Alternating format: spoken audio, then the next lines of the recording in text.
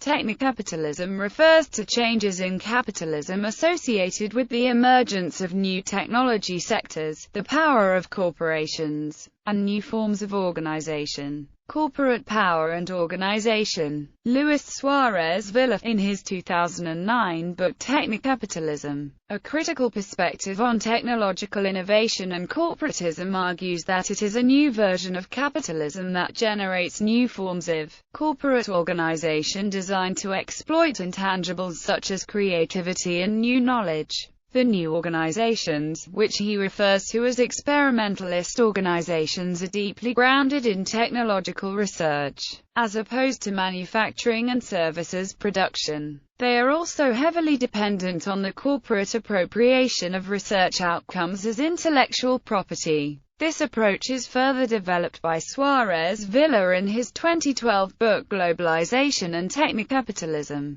The Political Economy of Corporate Power and Technological Domination, in which he relates the emergence of technocapitalism to globalization and to the growing power of technocapitalist corporations. Taking into account the new relations of power introduced by the corporations that control technocapitalism, he considers new forms of accumulation involving intangibles, such as creativity and new knowledge, along with intellectual property and technological infrastructure. This perspective on globalization, and the effect of technocapitalism and its corporations, also takes into account the growing global importance of intangibles. The inequalities created between nations at the vanguard of technocapitalism and those that are not, the increasing importance of brain drain flows between nations, and the rise of what he refers to as a techno-military corporate complex that is rapidly replacing the old military-industrial complex of the second half of the 20th century. The concept behind technocapitalism is part of a line of thought that relates science and technology to the evolution of capitalism. At the core of this idea of the evolution of capitalism is that science and technology are not divorced from society, or that they exist in a vacuum, or in a separate reality of their own, out of reach of social action and human decision. Prominent scientists in the early 20th century, such as John Bernal, posited that science has a social function, and cannot be seen as something apart from society. Other scientists at that time, such as John Haldane, related science to social philosophy, and showed how critical approaches to social analysis are very relevant to science, and to our understanding of the need for science. In our time, this line of thought has encouraged philosophers such as Andrew Feinberg to adopt and apply a critical theory approach to technology and science,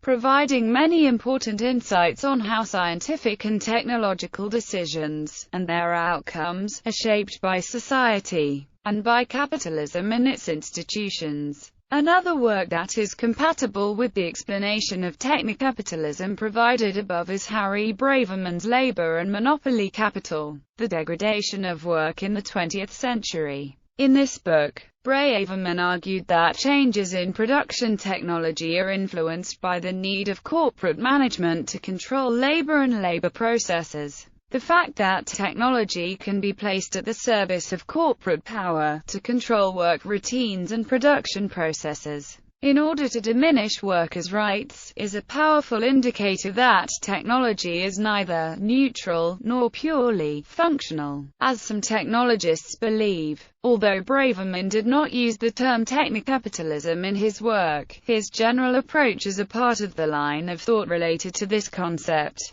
Following up on Braverman's work but from a different perspective, education philosopher Douglas Kellner used the term in a chapter to discuss the relationship between technology and the capitalist state, along with the prospect for a postmodern theory of crises, from the perspective of the Frankfurt School. The term technocapitalism has been used by one author to denote aspects and ideas that diverge sharply from those explained above. Dinesh D'Souza, writing about Silicon Valley in an article, used the term to describe the corporate environment and venture capital relationships in a high-tech-oriented local economy. His approach to the topic was consonant with that of business journals and the corporate management literature. Some newspaper articles have also used the term occasionally and in a very general sense, to denote the importance of advanced technologies in the economy.